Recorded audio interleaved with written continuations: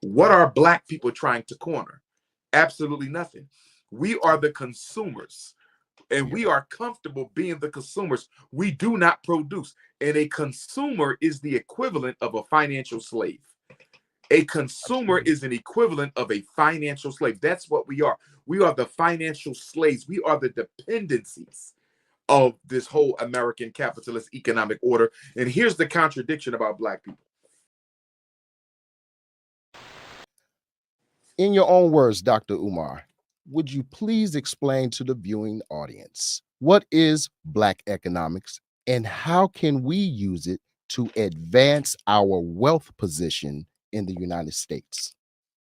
Great question. What is Black economics and how can we use it to advance our wealth position in the United States? You know, anytime we talk about Black business and Black finance and Black economics, there's two things that we have to bring into the equation. One is identity and the other is loyalty.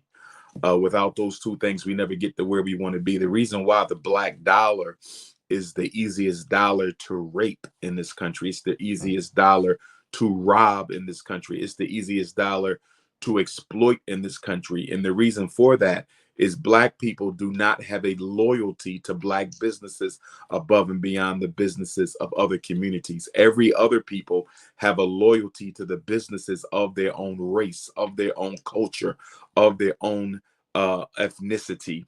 The Chinese dollar is loyal to Chinese people above and beyond anybody else. The East Indians dollar, the Arabs dollar, the Anglo-Saxon, the Jew, you know, the Latino, their dollars are loyal to their community. The Black dollar is not. The Black dollar has absolutely no loyalty at all to Black people. So we have to deal with the issue of loyalty, and we have to deal with the issue of identity, because your identity tends to dictate your loyalty. And so a lot of us as American Africans, you know, we identify as American first. A lot of us, we don't identify as Black first, which is ironic because no other people in America identify as American first. You know, they may love to be American, but they will let you know, I'm an Italian, I'm Irish, I'm Greek, I'm Japanese, you know, I'm East Indian. You know, the American piece is all fine and well, but they identify with that first name, that hyphen that comes before American. Even when you look at the behavior in the Olympics, a lot of, you know, ethnic Europeans, who do they play for in the Olympics? Their native land. Most of them do not represent the United States in the Olympics. They represent their native land. So their identity and their pride within that identity dictates their economic loyalty. So what I'm saying is, if we want to transform the dysfunctional economic behavior of American people, of American Negroes, we're going to have to reconstruct African consciousness, and we're going to have to resurrect a loyalty and a pride in African people. Because simply put, we shop to feel better about ourselves, and we shop to self-medicate due to the oppression that we face here in the United States of America. We know that. But now what we have to do is add a cultural element into the shopping that says, if I'm going to spend this money, I at least need to make it a prerogative to spend as much of this money with people of my own community. In other words, Black people don't feel bad when they don't spend money with Black people. Yeah, that's true. Black people do not feel bad. We can go shopping and spend $5,000, not a penny of it with a Black person. It won't even cross our mind. And there's two reasons for that. Number one, we have been Americanized more than any other people in this country, which is ironic because we're the greatest victims of Americanism, but we're the most Americanized. So that's number one. We've been Americanized, and we have also been de-Africanized. And so because of that, Black people don't really see any loyalty to Blackness. We fail to recognize that without the Black dollar, there will be no Black power. And religion plays a big role in this too, unfortunately, because religion has stripped us of our cultural identity and replaced it with religious beliefs. And that's why Black people are so loyal to their religions, because they don't have any culture to be loyal to. So if you talk to the Arabs, right, Arabs may be loyal as Muslims, but they're Arabs first. You see how that goes. Everybody is loyal to the ethnicity before the religion, not Black people. Slavery stripped the ethnic loyalty, and religion helped to keep it away. Wow, yeah, that's powerful, very powerful. Great points you are making. Absolutely, absolutely.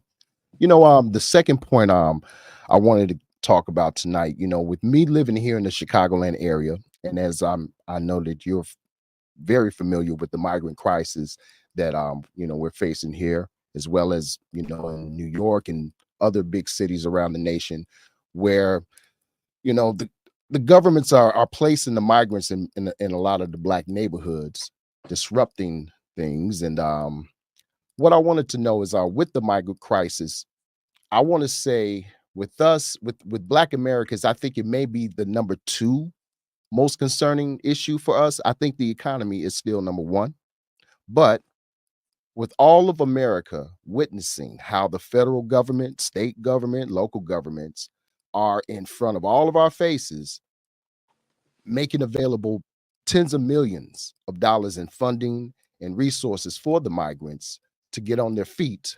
Whilst why is it, do you believe, black people continue to get ignored even though we're taxpaying citizens? Mhm. Why do you believe we continue to be ignored even though we need the same kind of assistance? Because we're the only group in America that doesn't operate collectively in its own best interests.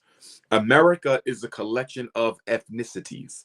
This country is only 200 and some odd years old. It's one of the youngest countries in the world, which is Right. why everyone here has an ethnicity that goes before their Americanism: Italian American, Chinese American, Latino American, because America, as we all know, is land that was stolen and misappropriated, so forth and so on.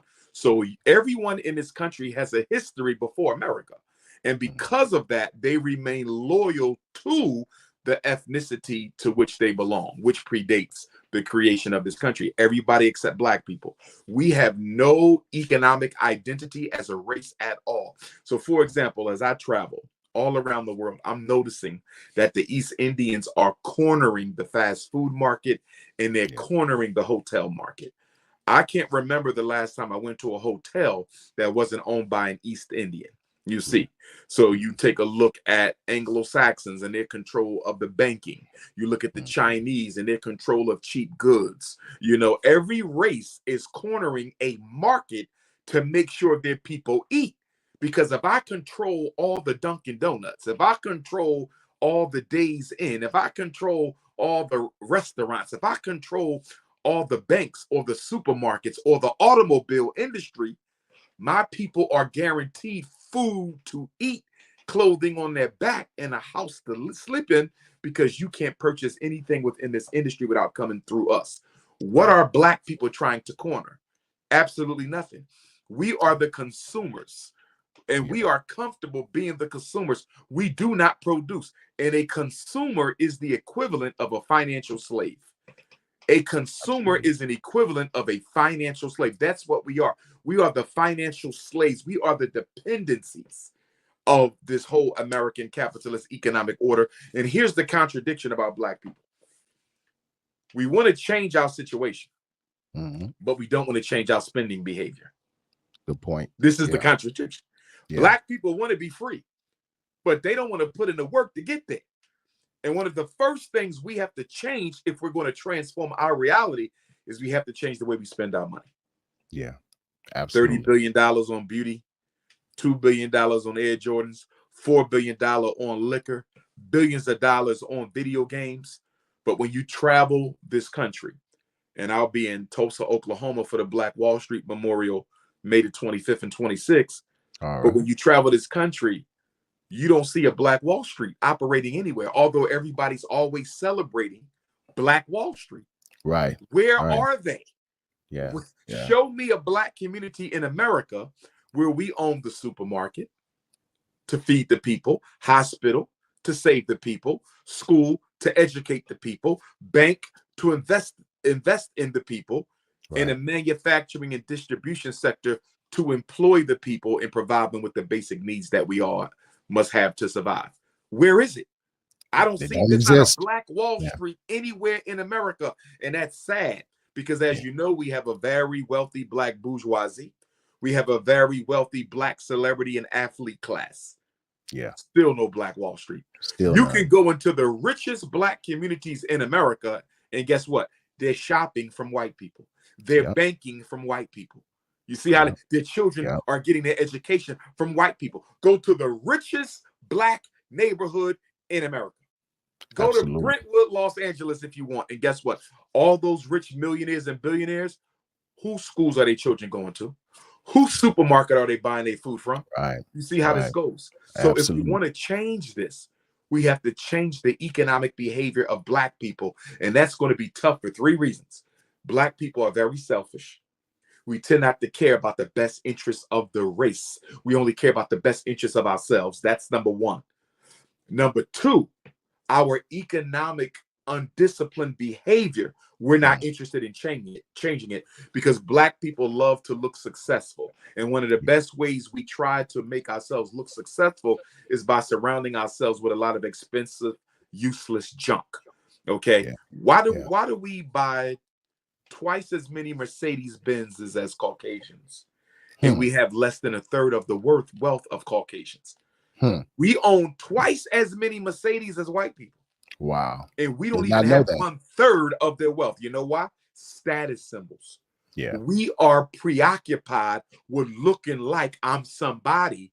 And the sad thing about it is we got to have European labels in order to feel like somebody. Yep. And we Yep. raise our children this way, that to Yep. be somebody, you got to have Gucci and Louis and Tesla and Mercedes. Yep. And Air Jordan. And that's the sad, because that means the children are also being raised on a diet of conspicuous consumption. So Absolutely. we have to look in the mirror and recognize that we're a big reason why we're in the condition that we're in, because we're the only people who refuse. Black people absolutely refuse to weaponize their money. And the church helps us to not become more disciplined by telling us, don't worry about it, just pray and leave it up to Jesus and Muhammad, and everything will work itself out in the sweet by and by. Man, you get no argument from me, my brother. No argument from me.